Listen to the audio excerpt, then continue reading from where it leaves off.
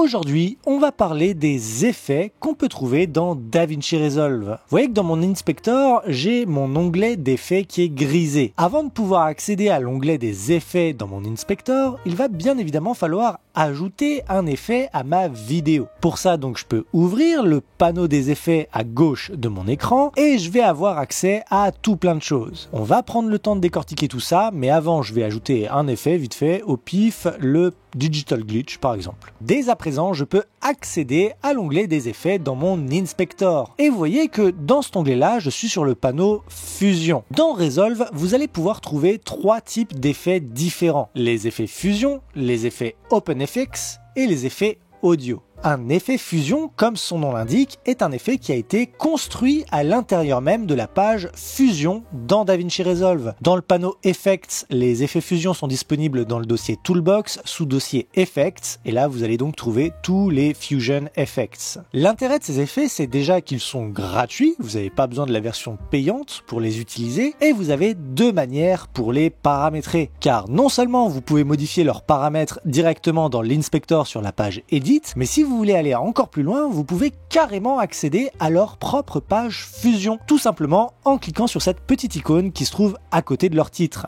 Je clique, ça m'ouvre automatiquement la page Fusion et ici je vais pouvoir gérer mon effet comme si je l'avais créé moi-même depuis la page Fusion justement. Pour mon effet de glitch par exemple, je peux double-cliquer sur mon groupe pour l'ouvrir et observer en détail comment est-ce qu'il a été créé. C'est un truc vachement cool pour ne serait-ce qu'apprendre à utiliser Fusion, mais aussi pour rétro-ingénérer les effets qui vous intéressent. En plus des effets Fusion, on va aussi avoir accès à des OpenFX. On voit qu'il y a un dossier spécial OpenFX dans le panneau Effects et qu'à l'intérieur, on va avoir accès à des filtres d'effets. L'OpenFX, qu'on appelle aussi OFX, est un standard de plugin open source pour les logiciels de création vidéo. Tout ce que sont les plugins de Red Giant ou de Boris Continuum sont des plugins OpenFX qui sont donc compatibles avec DaVinci Resolve. Le logiciel DaVinci Resolve lui-même se base sur l'OpenFX pour développer ses propres effets. Et c'est ce qu'on va retrouver donc dans le dossier Filters, les effets Resolve FX qui ne sont autres que des effets OpenFX. De mon côté, j'ai des dossiers supplémentaires tout simplement parce que j'ai téléchargé des plugins et que je les ai ajoutés à mon logiciel. Notamment tout ce que fait Boris Continuum, j'ai des générateurs, j'ai des transitions, etc.,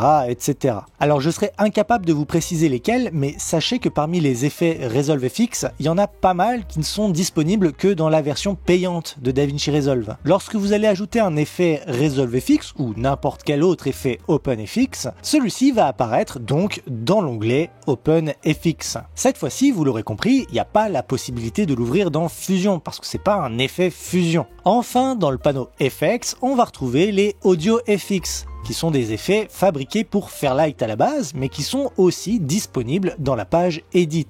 Lorsque je vais en ajouter un à mon audio, celui-ci va apparaître dans l'onglet Audio de mon Inspector, et je vais aussi avoir la fenêtre pop-up qui correspond à cet effet qui va s'ouvrir. À noter que les effets audio, eux, je peux bien évidemment les ajouter à mes clips audio, mais je peux aussi les ajouter à mes pistes audio entières. Ici, on voit que j'ai ma piste audio 1 qui est mise en surbrillance. Quand je lâche le clic, je vais avoir la petite icône FX qui va apparaître sur ma piste et en cliquant dessus, je vais pouvoir afficher les effets audio qui s'appliquent à cette piste dans mon Inspector. À noter que tous les effets que je vais rajouter à mes pistes audio dans ma page Edit, bien évidemment, ça va communiquer avec la page Fairlight.